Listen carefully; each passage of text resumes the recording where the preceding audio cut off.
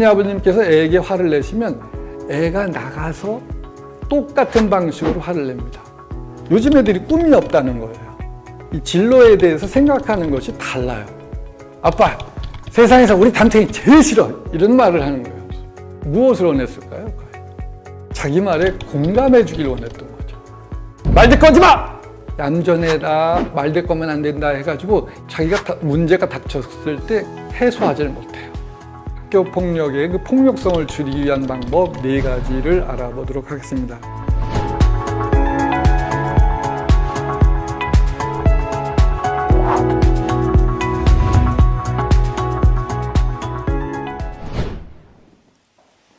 네, 35년 동안 현직에서 영어를 가르쳤고요. 또 한 10여 년간 생활지도부에서 학교폭력 문제를 다루었던 송형호라고 합니다.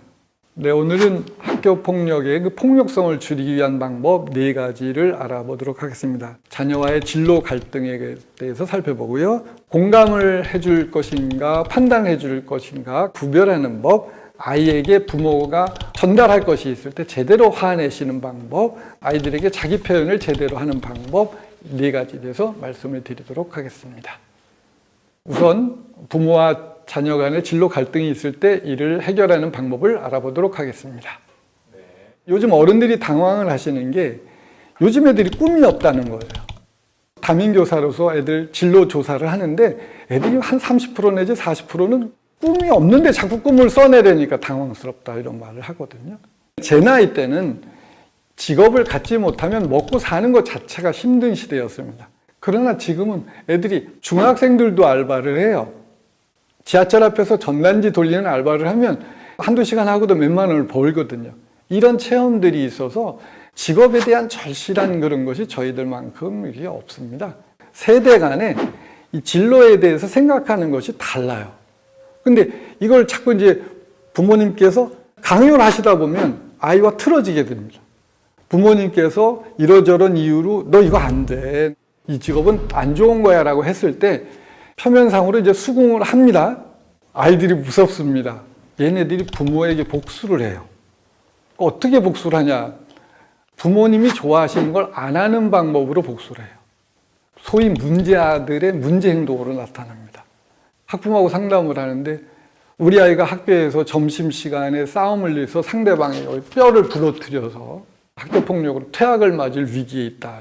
그동안 어떤 일이 있었냐 여쭤봤더니 얘가 한 서너 달 전부터 계속 전 미용사가 되고 싶어요.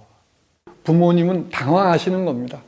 아니 무슨 얘기를 지금 더군다나 사내 녀석인데 우리나라 직업 그런 관념으로 볼 때는 용납이 안 됐던 거죠. 말도 안 된다고 꼭 누르셨고 사실은 그때 그 아이가 비용사가 되고 싶다는 그 속뜻을 헤아렸어야 돼요. 이 말에 숨겨진 의미를 깨달아야 되거든요. 그 아이는 교실 안에 있기가 싫었던 거예요. 왜 네가 미용사가 되고 싶어 하느냐 그 내용을 들여다보고서 아이의 마음을 엿들었어야 되는 거죠. 아버님이 깜짝 놀라시는 거예요. 그러면 결국 얘가 학교를 그만두기 위해서 학교폭력을 행사한 거냐? 그러면서 아버님이 한동안 말을 잇지 못하시더라고요. 부모 세대와 자녀 세대의 진로 간의 갈등, 이것이 학교폭력의 한 중요한 원인입니다. 다음은 자녀의 감정에 대해서 공감해주는 방법에 대해서 말씀을 드리겠습니다. 제가 아주 쉬운 방법 하나를 알려드릴게요. 저의 에피소드인데 우리 둘째가 학교에 갔다 오더니 문을 열자마자 거실에 가방을 휙 던지면서 이렇게 말을 합니다. 아빠, 세상에서 우리 담탱이 제일 싫어. 이런 말을 하는 거예요. 뭐 느닷없이 그런 말을 하니까 밑도 끝도 없이. 그러니까 저는 왜? 이렇게 물어봤던 거죠. 여기서 대화가 꼬이기 시작합니다. 저는 자꾸 이 아이의 이런 생각에 대해서 판단을 해주려고 했던 거예요. 그런데 애가 저한테 담탱이 제일 짜증나라고 했을 때는 담임에 대해서 판단을 해주기를 원했던 게 아니죠. 무엇을 원했을까요? 자기 말에 공감해 주기를 원했던 거죠. 판단 이전에 공감을 잘 해주셔야 된다. 판공비를 잘 쓰자. 판단해 줄 것인가 공감해 줄 것인가 그 비율을 잘 판단하자. 그래서 판공비를 잘 쓰자. 우리 캠페인으로. 그래서 이렇게 했으면 좋겠고요. 아빠, 세상에서 담탱이 제일 짜증나. 이럴 땐 어떻게 해야 되냐? 애 얼굴 표정 보고 똑같이 표정 지으면서 그 말을 반복해 주는 거예요. 말만 이렇게 되뇌어줘도 충분히 공감을 받았다고 생각을 하는구나. 어느 날은 저한테 쓱 쳐다보더니 아유 아빠 표정 쩔어 이러는 거예요.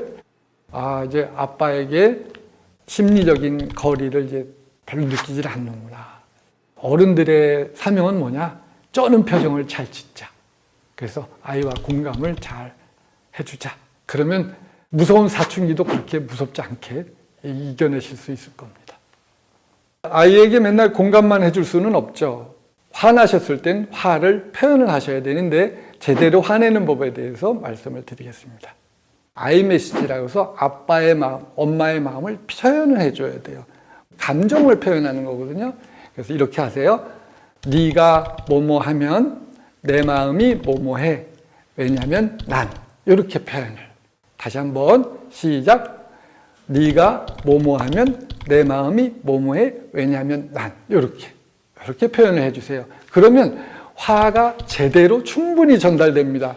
우리는 소리 지르면 화가 전달될 것 같아요. 그러나 아이들은 부모가 소리를 지르는 그 순간 귀가 꽉 막히고 머리가 멍해집니다. 어머니 아버님께서 애에게 화를 내시면 애가 나가서 다른 친구에게 어떤 피해를 당했을 때 똑같은 방식으로 화를 냅니다. 친구가 자기가 좋아하는 볼펜을 빌려갔다가 잃어버렸어요. 그럼 짜증이 나죠. 짜증 난다고 멱살 잡고 그러면은 이게 싸움이 되는 거, 폭력이 되는 거죠. 이럴 때 마찬가지로 야, 네가 내 볼펜 잃어버려서 속상해. 왜냐하면 이거 아빠가 생일 선물로 사준 거거든. 그렇게 말을 하면 상대방이 아, 미안해. 어떡하니. 내가 그러면 사주기라도 할까? 이렇게 나올 수 있는데 왜 그랬냐고 욕하고 이러면 이제 갈등이 이제 벌어지는 것이죠. 아이가 그 자기 표현을 하지 못함으로써 학교 폭력이 자꾸 발생합니다. 그래서 자기 표현을 제대로 하는 방법을 코치하는 방법 알려드리겠습니다.